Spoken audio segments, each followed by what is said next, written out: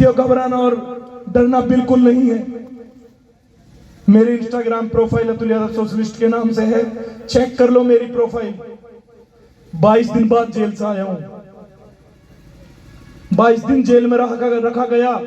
किसानों के मुद्दे पर लड़ाई लड़ी थी।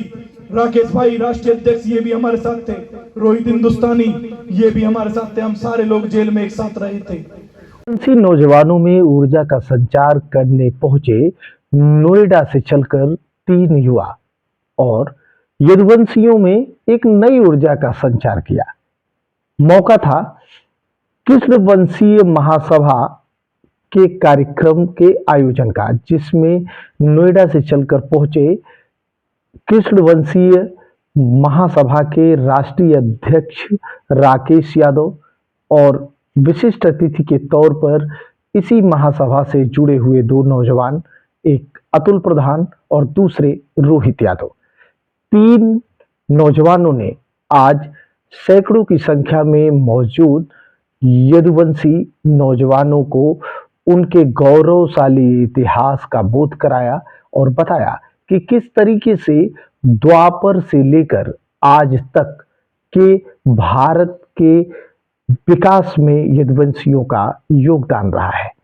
उन्होंने आरोप लगाया कि राजनीति की वजह से यदुवंशियों के इतिहास के साथ छेड़छाड़ की गई है और इन्हें जो स्थान भारत में मिलना चाहिए था वो नहीं मिल पाया। राष्ट्रीय अध्यक्ष राकेश यादव ने कहा कि यादव बिरादरी पूरे भारत में सबसे बड़ा सामाजिक समुदाय है, लेकिन जो सम्मान यादव बिरादरी को मिलना चाहिए था वो मिल नहीं पाया। उन्होंने कहा कि द्वापर से लेकर आज तक का इतिहास रहा है कि यादव सोल्जर रहे हैं, योद्धा रहे हैं। उन्होंने रेजांगला की लड़ाई की चर्चा की जो 1962 में लड़ी गई थी, और ये लड़ाई नहीं थी, बस एक चौकी पर चीनी सैनिकों का हमला था और उस चौकी पर 120 यादव सोल्जर्स तैनात थे। भारत की सरकार ने उनको निर्देश दिया कि हम आपको मदद टाइम पे नहीं पहुंचा पा रहे हैं, इसलिए आप पीछे हट जाइए। लेकिन वो यादव वंश के नौजवान पीछे नहीं हटे।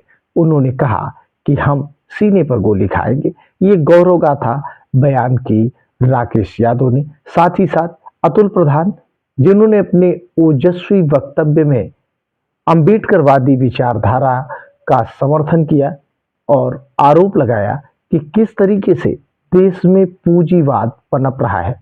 कुछ लोगों को सरकार प्रश्रय देकर बहुत ज्यादा बलशाली बना रही है, जो बहुतायत जन समुदाय पर शासन कर रहे हैं। एक तरीके से कहें कि उनके साथ नौकरों जैसा व्यवहार कर रहे हैं।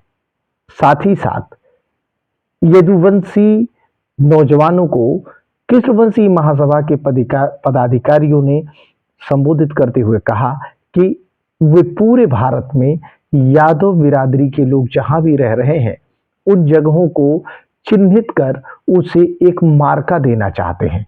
उसके लिए हर यादव बिरादरी के गांव पर यदुवंशी ग्राम का बोर्ड बनेगा और जहां पर आबादी छोटी है वहां पर चौराहों पर यदुवंशी चौराहे के नाम से उस चौराहे का नामकरण किया जाएगा।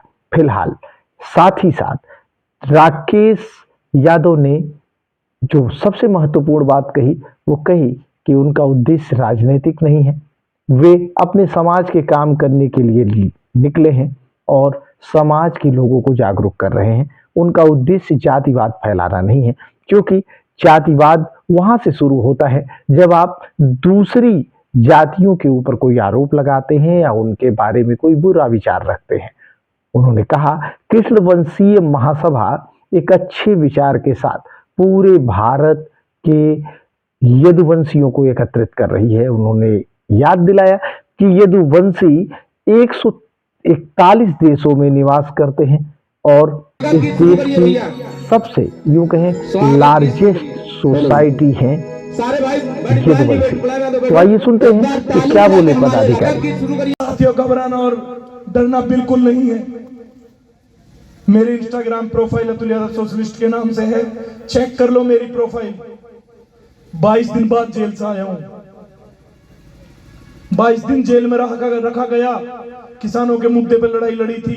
राकेश भाई राष्ट्रीय अध्यक्ष ये भी हमारे साथ थे, रोहित हिंदुस्तानी ये भी हमारे साथ थे। हम सारे लोग जेल में एक साथ रहे थे। और धारा कौन सी लगी थी? 307 अटेम्प्ट टू मर्डर हम पे लगी थी। और एक नहीं, दो attempt to murder. Attempt to murder भी किस विषय पे पुलिस ने लगा दी कि एक पुलिस वाले की उंगली में कोई खरोच आ गई, जन तो उसने खुद ने ही मार ली, जन कुदरत जाने कैसे उसकी उंगली में खरोच आ गई और उसने उस पर पट्टी बांध ली। उसके बिहार पर 90 यादवों पे और 40 अन्य जो हमारे साथ अदर कास्ट के लोग जो लड़ रहे थे किसान कौम के, 150 लोगों पे 307 150 लोगों, एक उंगली में खरोचा। तो ये मनुस्मृति की देन है। मनुस्मृति जैसी मानसिकता है जिसमें कि कुछ चुनिंदा लोग, उनको इतना ताकतवर बना दिया जाएगा पैसे के बलबूते पे, और फिर वही लोग आप पर राज करेंगे। साथियों, आज एक और बात बताना चाहता हूं। अगर ऐसी मनुवादी सोच हमने नहीं रोकी तो इस देश का पतन निश्चित है। और जब जब देश की बात आई है, जब जब धर्म की बात आई है, तो एक मार्शल कौम हमेशा सीना आगे खड़ा करके रहती है, वो यादव कौम है और उसके तुम योद्धा हो। मैं आज आपसे अनुरोध करता हूं, इस विपत्ति में, जिस आज के समय में भारत देश को विश्व गुरु होना चाहिए था, मगर आज भारत देश दुनिया के 10 देशों में भी जो सर्वाधिक ताकतवर देश हैं उनमें भी हमारी गिनती नहीं होती है। तो यदुवंशी योद्धाओं, यदुवंशी लड़ाको, पहचानो अपने आप को, भर लो अपने अंदर जुनून और खड़े हो जाओ देश और धर्म के लिए। और जुनून भर करके किसी भी पिंड में जाना पड़े, कहीं किसी पार्टी में जाना पड़े, अपने लोगों को मजबूत कर करके इस देश की बागडोर संभालो, इस देश को आगे लेकर के चलो। पहचानो अपने आप को। नहीं किया जा सकता था, इसलिए सबसे ज्यादा हमारा कलम से नुकसान किया गया। तो हम वेद, पुराण, उपनिषद, रामायण, महाभारत, गीता से लेकर के हर वो पुस्तक जिसमें यदुवंश के बारे में, यादव समाज के बारे में कहीं भी कोई जिक्र आया हो, किसी भी तरह के रोल में उसके बारे में कहा गया हो, नेगेटिव चाहे पॉजिटिव, उन सारी पुस्तकों का कलेक्शन करके एक यदुवंशम लाइब्रेरी बनाने का काम भी हमने शुरू किया है, जिसमें आने वाले समय में अगर इतिहास के ऊपर कोई बात हो तो हम सीधे तौर पर किसी से कह सकें कि सोशल मीडिया पर बैठ के किसी को बकवास करने की आवश्यकता नहीं है। आए और हमारे साथ प्रमाणों के साथ में बात करें कि ये वो कौम है, ये वो कम्युनिटी है जिसका जिक्र वेदों में आता है। हम वैदिक क्षत्रिय हैं, हम सिंगल लार्जेस्ट कम्युनिटी हैं, हम 141 देशों में एग्जिस्ट करते हैं। इतनी बड़ी